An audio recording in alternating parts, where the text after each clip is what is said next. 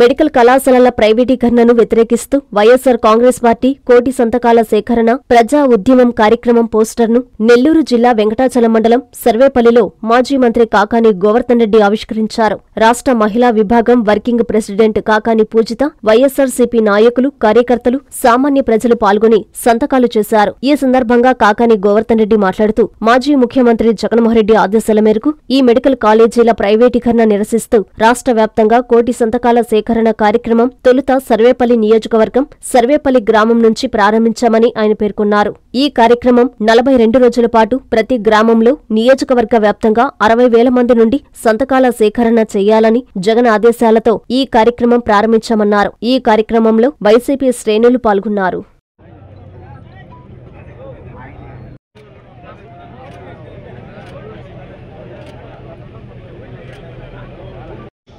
అధ్యక్షుడు జగన్మోహన్ రెడ్డి గారి కోటి సంతకాల సేకరణ కార్యక్రమాన్ని ఈరోజు సర్వేపల్లి నియోజకవర్గంలో మన ఆధ్వర్యంలో ఈరోజు ఈ కార్యక్రమాన్ని లాంఛనంగా ప్రారంభించడం జరుగుతుంది. మొదటగా ఈ యొక్క కోటి సంతకాల కార్యక్రమాన్ని ప్రారంభించవలసిందిగా పెద్దలు కాకాని గోవర్ధన్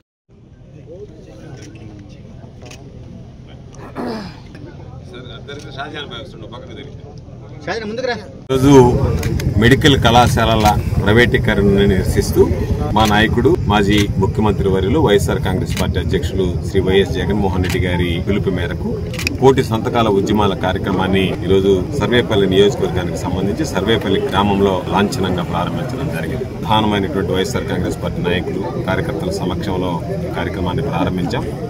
కోటి సంతకాలు సేకరించడానికి శ్రీకారం చుట్టాం. అయితే ఈ రోజు ప్రధానంగా ఆలోచించాల్సింది ఏమిటంటే జగన్మోహన్ రెడ్డి గారు ప్రతి జిల్లాలో ఒక మెడికల్ కళాశాల ఉండాలి అనేటువంటి లక్ష్యంతో ఏ జిల్లాల్లో అయితే మెడికల్ కళాశాలలు లేవో ఆ 17 జిల్లాల్లో కొత్తగా 17 మెడికల్ కళాశాలను మంజూరు చేయించినటువంటి కళాశాలను ప్రారంభించడం జరిగింది. 17 కళాశాలలు ప్రారంభమయ్యాయి. 7 కళాశాలలకు సంబంధించి పూర్తయ్యాయి. దాదాపుగా 5 కళాశాలల్లో అడ్మిషన్లు కూడా ప్రారంభమయ్యాయి. మిగిలినటువంటి 10 కళాశాలలు వివిధ దశల్లో పురోగతిలో ఉన్నాయి. అటువంటి పరిస్థితుల్లో ఈరోజు కూటమి ప్రభుత్వంలో చంద్రబాబు నాయుడు కీలకమైనటువంటి పాత్ర పోషిస్తున్నారు.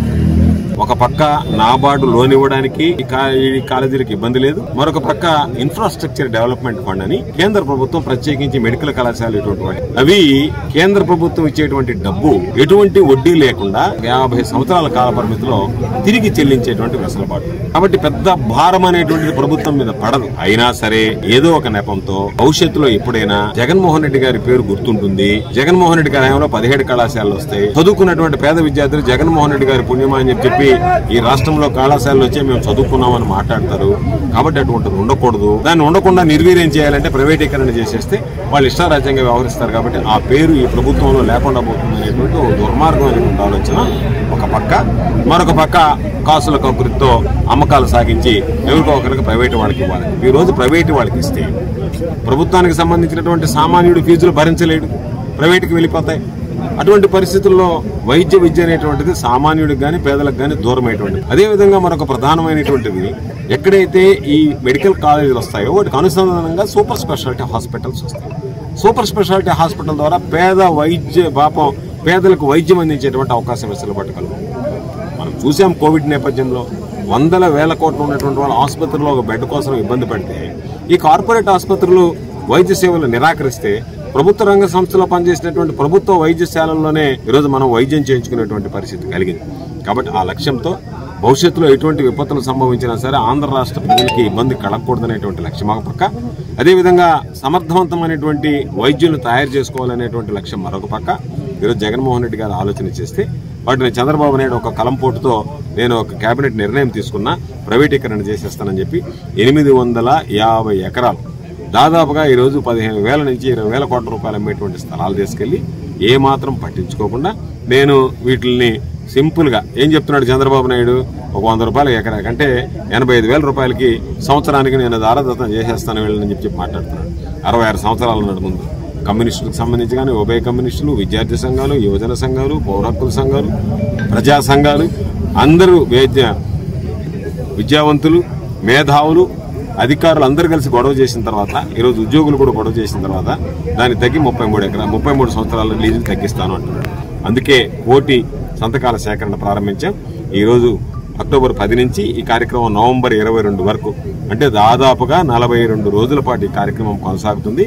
అక్టోబర్ 28వ తేదీ రాష్ట్ర వ్యాప్తంగా ప్రతి నియోజకవర్గంలో కూడా ఒక ర్యాలీ నిర్వహిస్తాం. దాంతోపాటు నవంబర్ 12వ తేదీ జిల్లా కేంద్రంలో ఒక ర్యాలీ నిర్వహించి కలెక్టర్ గారికి వినతిపత్రం ఇస్తాం. నవంబర్ 22 కల్లా ఈ కార్యక్రమాన్ని పూర్తి చేసి 23వ తేదీ ఇక్కడ ఉన్నటువంటి ఏదైతే మనం కలెక్ట్ చేసామో ఈ అప్లికేషన్లు ఇవన్నీ కూడా నేరుగా జిల్లా కార్యాలయానికి పంపిస్తాం.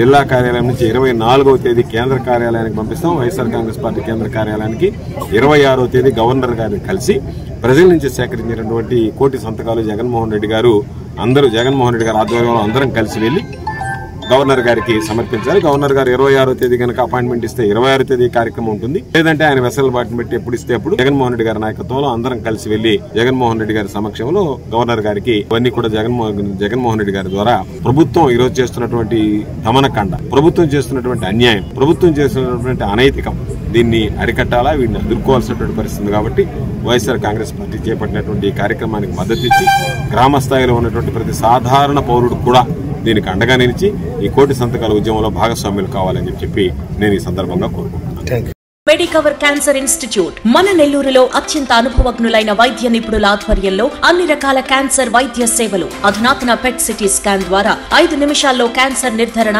మరియు చికిత్స అందిస్తోంది. దక్షిణ భారతదేశపు మొట్టమొదటి హాల్సియన్ రేడియేషన్ థెరపీ మెషిన్ మరియు బోన్ మ్యారో ట్రాన్స్ప్లాంట్ అందుబాటులో కలదు. ఆరోగ్యశ్రీ మరియు ప్రభుత్వ అనుసంధాన ఉద్యోగులకు CGHS, EHS, ఆరోగ్య భద్రత, మరెన్నో బీమాలు మరియు నగదు రహిత చికిత్స అందిస్తోంది మీ Nellore Medicover cancer institute, Chintareddypalem, Nellore.